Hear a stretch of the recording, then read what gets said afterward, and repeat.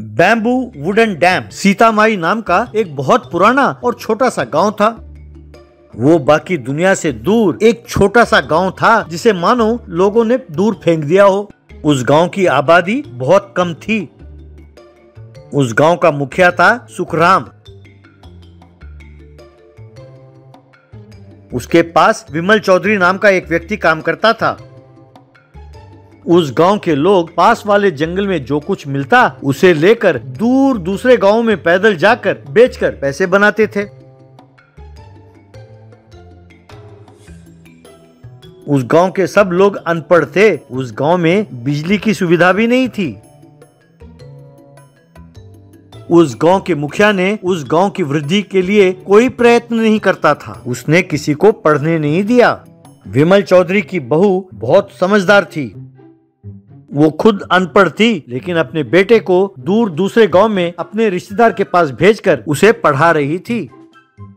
उस लड़के का नाम था जयराम। वो बहुत होशियार था, समझदार था और जवान था। वो एक बार अपनी माँ से मिलने सीतामाई गांव पहुंचा। वो उस गांव को और गांव वालों को देखकर हैरान हुआ और कहने लगा कि आज के जमाने में भी अपने देश में ऐसे गांव हैं। यूं सोचकर वो दुखी होने लगा। वो अपने माँ से, माँ, आज के जमाने में भी ऐसे गांव और ऐसे लोग हैं, ये देखकर मुझे बहुत अफसोस होता है। माँ, ये गांव कितना पिछड़ा हुआ है। माँ, ना यहाँ बिजली है, ना पढ़ाई है, ना कोई सुविधा है। मैं इस गांव में सुधार लाना चाहता हूँ। माँ, तुम्हें मेरी मदद करनी होगी। माँ, ऐसा कहा। तब उसकी माँ, बेटा, अगर सुखराम को पता चल गया तो बस हंगामा हो जाएगा। वो तो जान लेने के लिए भी पीछे नहीं हटेगा बेटा। वो इस गांव को सुधारना नहीं चाहता और उसके हाँ में हाँ मिलाने के लिए तुम्हारे दादाजी भी तो हैं। तब जयराम, मैं भी देखता हूँ माँ कि वो मेरी जान कैसे लेता है। मैं आप लोगों की तरह पिछड़ा हुआ नहीं हूँ माँ। अगर मैं चाहूँ तो मेरे पीछे एक बहुत बड़ी फौज आएगी। तुम चिंता ना करो माँ। इस पल से मेरा एक ही लक्ष्य है, इस गाँव में सुधार लाना। कल से ही मैं गाँव और इसके आसपास के इलाकों का जांच करूंगा। अगले दिन जयराम गांव के चारों ओर चक्कर लगाया, फिर जंगल की ओर गया। उसने देखा कि सारा जंगल बांस की झाड़ियों से भरा हुआ है। वो उन झाड़ियों को हटाते हुए एक जगह जा पहुंचा। वहां पीछे मुड़कर देखा तो उसे एक बहुत बड़ा झील, पहाड़ियां और उसके आसपास के परिसर को देखकर वो घर लौटा।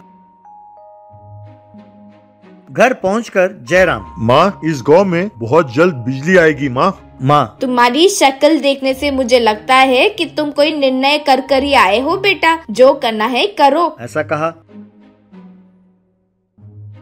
अगले दिन जयराम वहां से निकलकर अपने रिश्तेदार के घर पहुंच गया। कुछ दिनों बाद कुछ लोगों को लेकर वो सीतामाई गांव पहुंचा। गांव पहुंचते ही वो उन मजदूरों को लेकर उन बांस के झाड़ियों को काटते हुए उसने बांस से वहां पर एक बांध बांधा। फिर उसने कुछ और बांस और लकड़ी लेकर उसका उसने चक्की बनाया।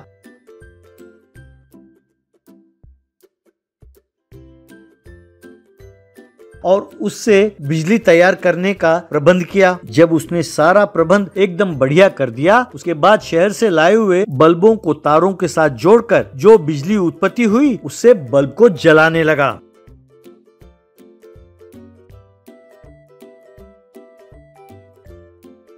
बल्ब एकदम प्रकाशमय हुए।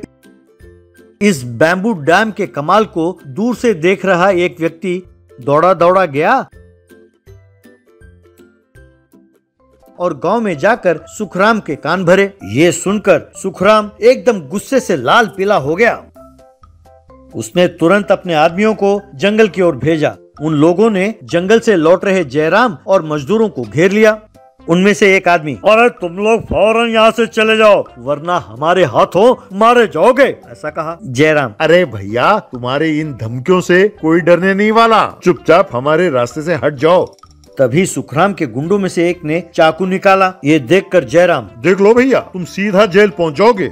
ये सुनकर सुखराम के गुंडे चुपचाप पीछे हट गए। तब जयराम, और 1 घंटे में इस गांव में बहुत बड़ा पुलिस फोर्स आने वाला है। सुखराम, मेरे दादाजी और तुम सब जेल जाओगे और कचहरी के चक्कर लगाते फिरोगे, समझे? तुम लोग जाकर ये बात सुखराम को बताओ। ऐसा कहा कहकर उन मजदूरों को लेकर वो अपने घर पहुंचा। कुछ देर बाद उस गांव में पुलिस का एक बटालियन आया।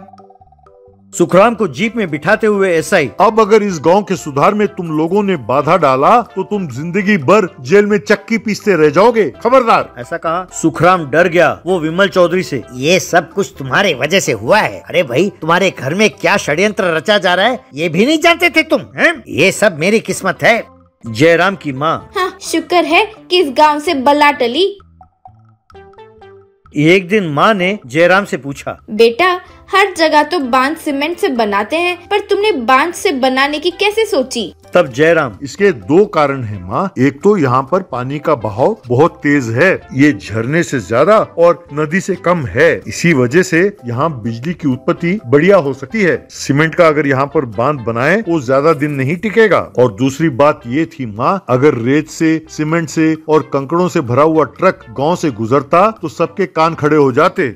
इस बांध का ये फायदा हुआ कि गांव के चारों ओर अब तक बंजर पड़े हुए भूमि में साल में 3 फसल उगने लगे और सीतामाई गांव बहुत प्रगति की ओर बढ़ने लगा।